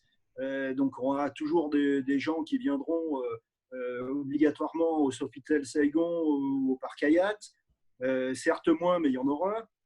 On aura toujours un tourisme local qui va continuer à venir passer quelques vacances à Mouinet ou à Nha Trang. Donc, le CHR va redémarrer petit à petit. Je ne compte pas d'ici la fin de l'année faire plus que 20%. Et dans nos prévisions, on a prévu 20% de ce que l'on a fait l'année dernière pour les mois à partir du mois de juillet. Et alors la reprise? Bon, j'espère que j'étais pessimiste. Et donc la reprise, je pense effectivement qu'à partir de début juillet, alors pour reprendre l'expérience de 2003 avec le SARS, on avait exactement la même situation dans le CHR, beaucoup plus marquée dans le Nord d'ailleurs. Et on a commencé à redémarrer notre chiffre d'affaires à partir du 15 juillet, avec un SARS qui s'était déclaré le 15 mars. Vous voyez, on est dans des conditions quasiment similaires. Et c'est à partir du 15 juillet qu'on a eu les premières commandes d'hôtellerie. Donc j'espère cette année qu'on reparte sur un schéma un peu équivalent. Très bien. Si l'hôtellerie repart, ça sera aussi une très bonne nouvelle pour Jean-Marc Brutus, j'imagine, pour Bellany, pour relancer la machine, comme je disais, être capable d'alimenter de nouveau. On parlait des stocks également, réapprovisionner les stocks, relancer les équipes, etc. Et comme je disais aussi, les opportunités. Bellany qui a aussi fait du B2B, qui est dans le B2C, qui est dans le B2B, mais qui a également fait du B2C plus récemment. Est-ce que ça crée des nouvelles opportunités sur le moyen terme? Déjà, la reprise, comme mes amis, hein, je l'entrevois dans un mois et demi, 2 mois, doucement, avec un marché local. Et je pense qu'on va surtout avoir des Vietnamiens et du tourisme vietnamien. Avec un bémol quand même, c'est la scolarité. Il est fort probable que le gouvernement décide que les vacances d'été des enfants soient d'été, je les qualifie d'été pour nous, soient supprimées, parce qu'ils sont déjà depuis plus de 3 mois et demi chez eux. Donc, il n'y aura pas de vacances avec les enfants et ça supprimera une part du tourisme attendu. Et je pense que dans 3 mois, on aura des entrées au Vietnam qui seront sélectives. Je pense par exemple à plus de facilité à venir au Vietnam quand on est coréen du Sud ou singapourien ou hongkongais que ça ne pourra l'être pour un Européen ou un Américain. Ça sera finalement pas un très gros problème puisque la clientèle d'Asie du Sud et d'Asie représente 85% du tourisme. Donc je veux dire, c'est pas forcément le nombre de Français ou d'Américains qui ne viendront pas au Vietnam qui nous feront réellement souffrir. Donc ça, c'est cette première entrevue. Quant à expliquer ce qu'on en tire comme leçon, pour ma part, comme on dit, on apprend à ne pas mettre ses œufs dans le même panier. Je les avais peut-être un peu trop mis dans l'hôtellerie et je vais peut-être un peu plus me diversifier sur le modern trade et le home delivery. Quant à ça, les jeunes qui aujourd'hui commandent 12 pizzas par semaine en home delivery parce qu'ils sont à peu près confinés, n'en comprendront plus que 2 dans un mois. Donc il ne faut pas non plus espérer avoir les mêmes chiffres en home delivery que ceux qu'on peut avoir aujourd'hui dans un contexte très spécial. Ce que j'ai appris en regardant Jean-Luc et en regardant Philippe aussi, c'est peut-être à ouvrir la porte de l'export. Me dire, peut-être qu'avec mes produits, si j'avais l'opportunité de pouvoir, peut-être pas faire un container, mais quelques palettes d'un de mes nouveaux produits vers un marché comme Singapour ou Hong Kong, ça pourrait éventuellement m'aider. Donc, voilà stratégiquement. Quant à la reprise, il y a un point essentiel que tu évoquais, Adam, qui est on a fait le dos rond pendant quelques mois pour supporter la crise et la vague. Maintenant, il va nous falloir de l'argent pour réengager la machine, remettre en route des salariés, recréer des stocks, vendre, en attendant d'être payé dans un mois ou 2. Ça représente des montants conséquents en termes de reprise. Et là, je me pose aussi des questions. Comment je vais faire ? Alors concrètement, est-ce que je vais vendre mes 45 parfums ou je ne vais pas le limiter qu'à 15 ou 20 ? Est-ce que je vais remettre en route toutes mes équipes pour produire ou pas le limiter ? Est-ce que je vais ouvrir tous les bureaux toute la semaine ou que 2 ou 3 jours par mois, par semaine, mais je ne pourrais probablement pas offrir le même service que celui que j'offrais avant le Covid. Ça pourrait être une reprise light, disons, avec certains aspects essentiels. Je n'entrevois pas le même niveau de ce qu'on avait avant le Covid, avant un an et quelques mois. Peut-être que Alexandre Bouchot pourrait ajouter un élément intéressant, peut-être sur ces différents points du thème 3, sur la reprise peut-être. Oui, juste sur le dernier point de Jean-Marc, alors je sais que c'est pas, qui ne se fournit pas exclusivement en France, mais il y a quand même des réflexions en cours, voire même des choses qui sont actées, qui devraient permettre de favoriser un peu les questions de trésorerie.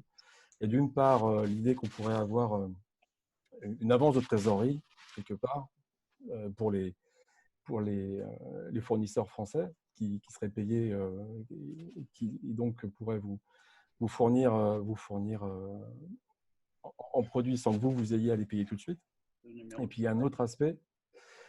Il y a un autre aspect qui est la réassurance des assurances crédit.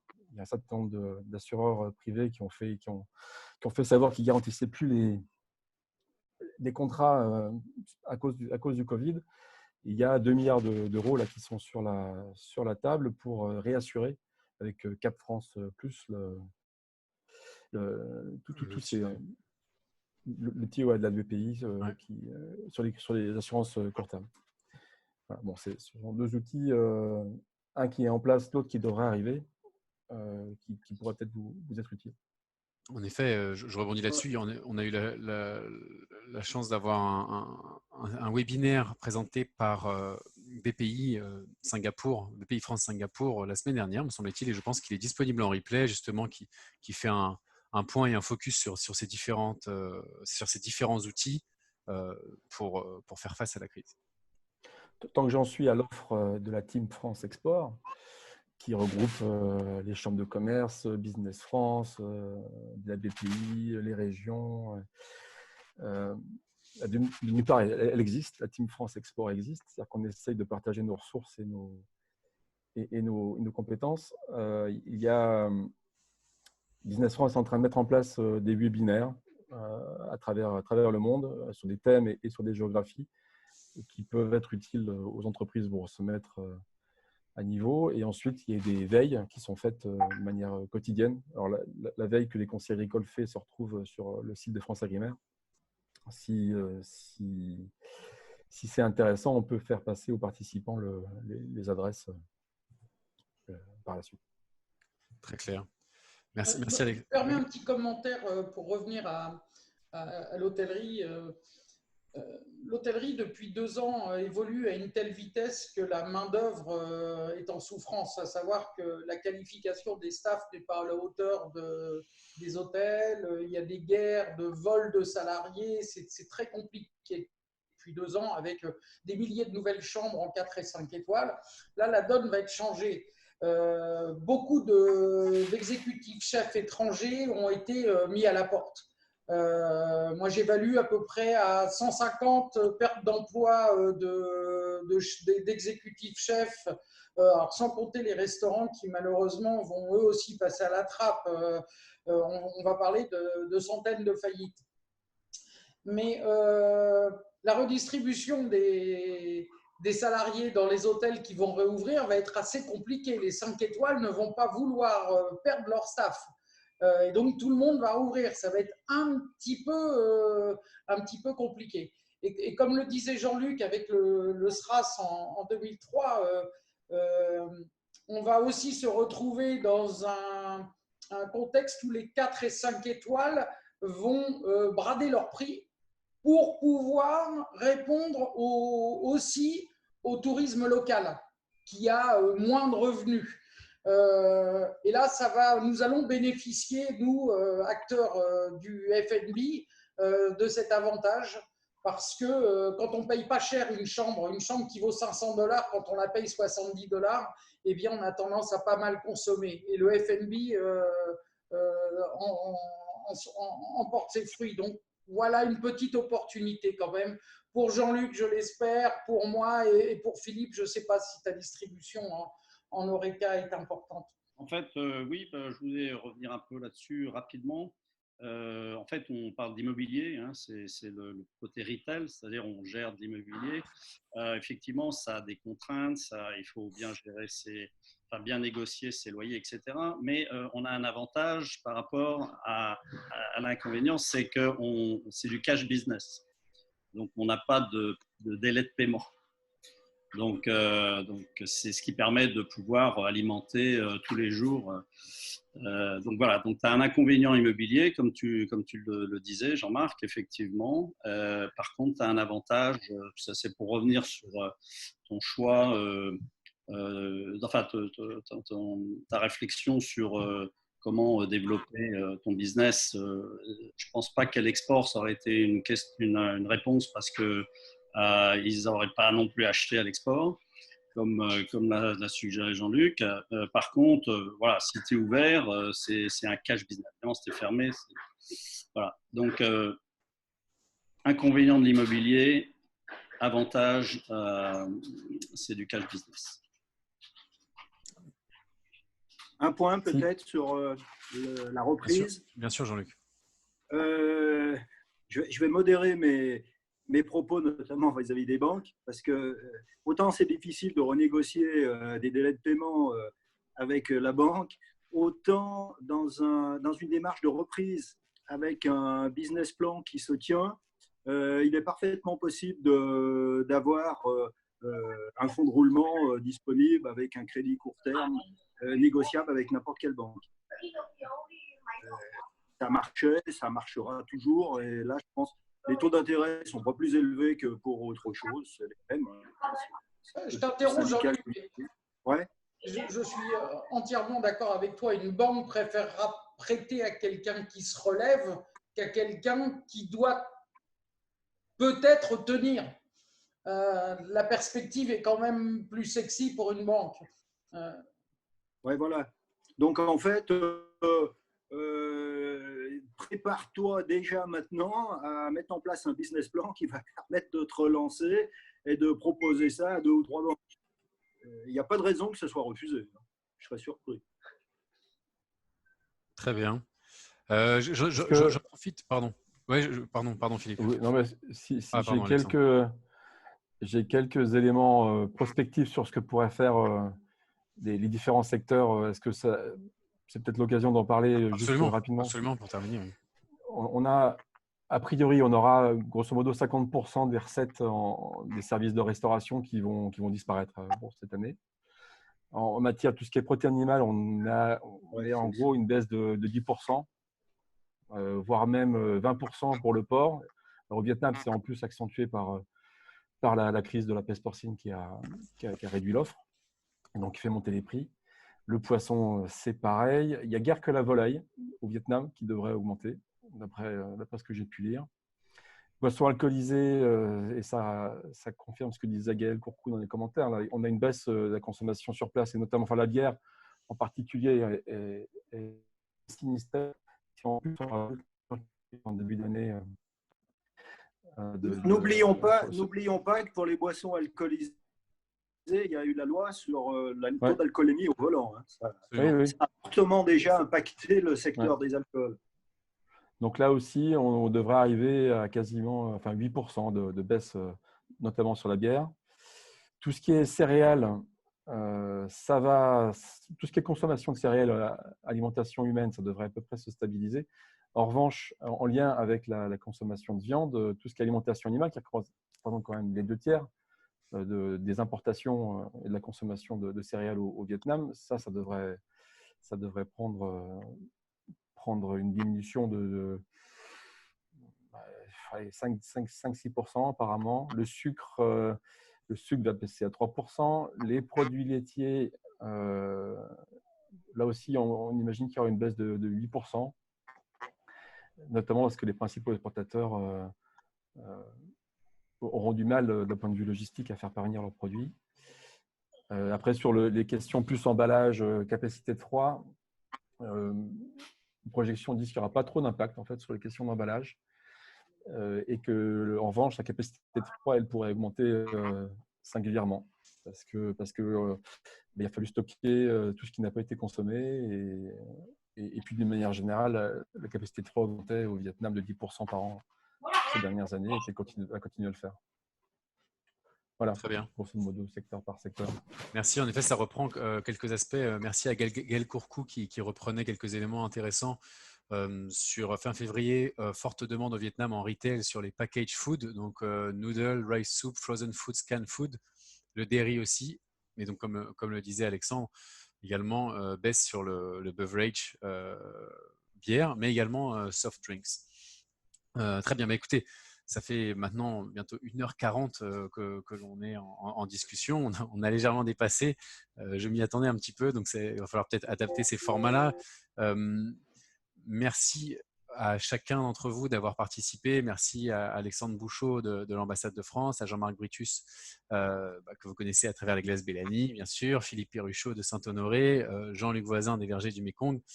Vous êtes tous les trois, ces entreprises que je viens de citer, des formidables exemples d'entreprises françaises ou de Français à l'étranger, comme on le dit souvent, des formidables exemples. C'est super vraiment d'avoir pu obtenir vos retours très opérationnels. Je pense que c'était très inspirant. Du moins, moi, j'ai trouvé ça extrêmement intéressant parce qu'il y avait du concret. On a appris vraiment comment vous avez essayé, vous avez adapté vos entreprises à la crise Covid-19. Merci vraiment pour avoir participé. J'espère que justement, ce socle de discussion et la pertinence et la valeur de ces échanges posera les jalons d'un comité sectoriel agroalimentaire au sein de la Chambre de commerce, parce que je pense qu'un exercice comme celui-ci permet à chacun de se rendre compte qu'on apprend beaucoup à échanger. Vous vous connaissez probablement, vous avez tous beaucoup d'expérience au Vietnam, mais c'est aussi l'occasion d'échanger sur certains thèmes avec un soutien logistique. On parlait des transformations et des opportunités post-crise. Peut-être que ce format non physique et virtuel sera une opportunité. J'entendais Philippe Perruchot initialement qui disait que c'était peut-être pas aussi bien qu'une table ronde en présentiel. L'avenir nous le dira. J'espère vraiment qu'on aura l'occasion de travailler sur ce type de format dans différents secteurs. Nous travaillerons également sur des tables rondes, comme je disais, sur d'autres types de secteurs, table ronde Covid-19, avec bientôt une table ronde sur les ressources humaines, donc vraiment la gestion de crise, potentiellement le télétravail à voir, les ressources humaines. Et il y aura donc d'autres aspects évoqués sur ces tables rondes qui, comme je le dis, seront peut-être intéressantes. On n'a pas eu beaucoup de questions de la part de nos spectateurs. J'espère que peut-être que vos interventions étaient tellement complètes qu'il n'y avait pas besoin de questions supplémentaires. En tout cas, n'hésitez pas à revenir vers la Chambre, à poser plus de questions, à nous interroger, à voir en quoi la Chambre peut accompagner vos entreprises, à voir en quoi la Chambre peut aussi être le porte-voix de vos entreprises. On essaye de le faire, on essaye de synthétiser, de comprendre l'information et encore une fois, de travailler, encore une fois, comme l'illustre la présence d'Alexandre Bouchot aujourd'hui, avec nos partenaires, toute la Team France Export en effet, nos partenaires de Business France, de l'ambassade, des conseillers du commerce extérieur. Merci à tous. On aura l'occasion de revoir cet échange en replay sur les canaux de communication de la Chambre de commerce. Merci à tous. Je vous souhaite une bonne journée. À très bientôt. Simplement, je vous souhaitais vous informer des 2 prochains événements. Pour les membres de la Chambre de commerce, n'oubliez pas que nous organisons notre Assemblée générale annuelle jeudi 23 avril. N'oubliez pas de vous inscrire sur le site de la Chambre de commerce pour obtenir vos identifiants. Encore une fois, ce sera une Assemblée générale annuelle format électronique. On s'adapte également. Le 28 avril, nous aurons un point sécurité informatique à l'heure du télétravail. Ça peut intéresser beaucoup d'entre vous sur justement les enjeux, les problèmes potentiels, les risques, les menaces. On a un expert qui est M. Thomas Chanusso qui nous fera le plaisir de nous donner quelques détails. Voilà, je n'en dis pas plus. Je vous remercie sincèrement d'avoir participé à cette table ronde. À très bientôt avec la Chambre de commerce. Merci encore à tous nos intervenants. Très bonne journée. Au revoir. Au revoir. Merci. Au revoir.